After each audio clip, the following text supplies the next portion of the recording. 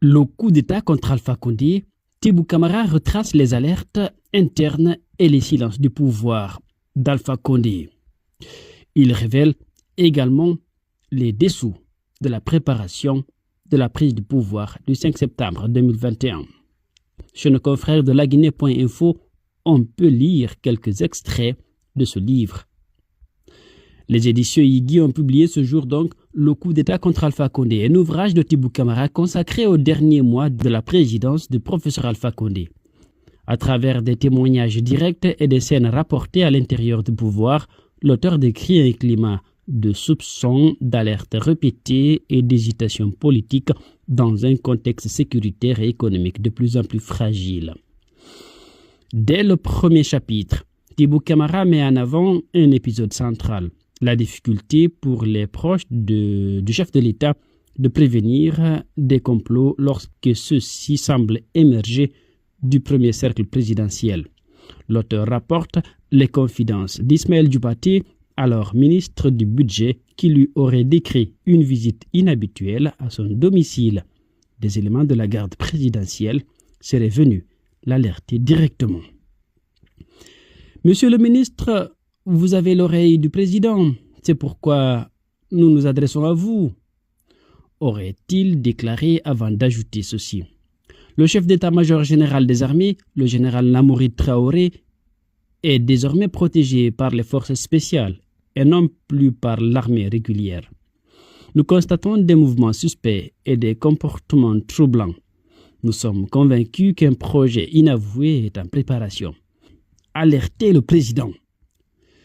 Selon le récit, ce message place Ismaël Diobaté dans une position délicate. L'auteur souligne son hésitation.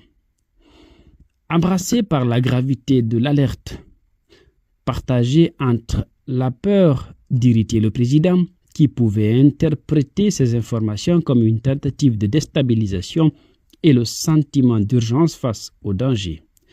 Le contexte n'encourageait guère une initiative franche.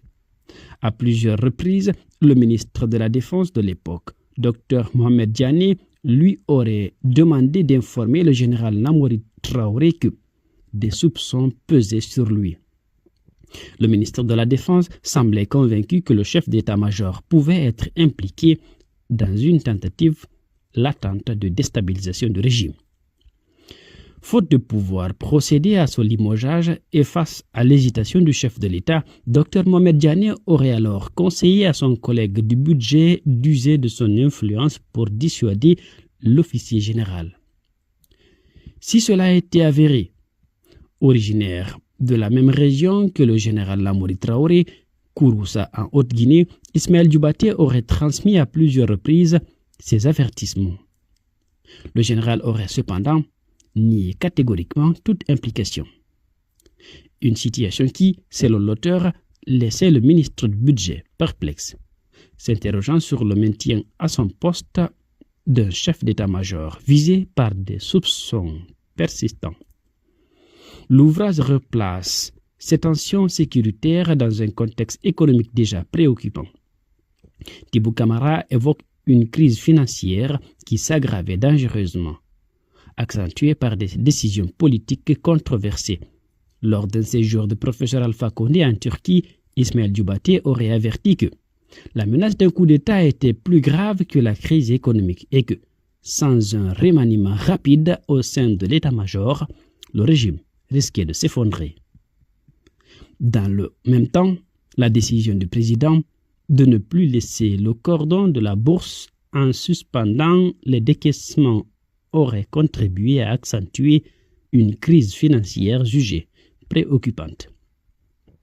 Après le coup d'État, une fois les langues déliées, l'auteur indique qu'il est apparu que le président Alpha Condé avait bel et bien été informé de la conspiration.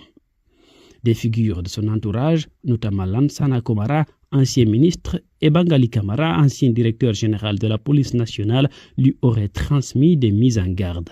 Pourtant, selon le livre, le chef de l'État aurait accueilli ces alertes avec un rire désinvolte, affirmant avoir fait venir Doumbouya pour faire peur à tout le monde, et se disant rassuré, par son contrôle total de la situation.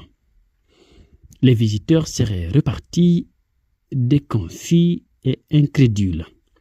Surpris par cette insouciance, Tibou Camara souligne que ceux qui connaissaient bien le président savaient qu'il risquait de l'irriter en partageant certaines informations sensibles, d'autant plus que les services de sécurité les plus compétents n'avaient pas réussi à le convaincre de l'imminence du danger. L'extrait se conclut donc sur une réflexion plus large. L'histoire ne se réécrit pas et elle ne pleure pas d'avoir échoué à conjurer le pire, écrit l'auteur, estimant que le hasard détermine parfois le destin qui s'impose comme un pouvoir divin. La Guinée.info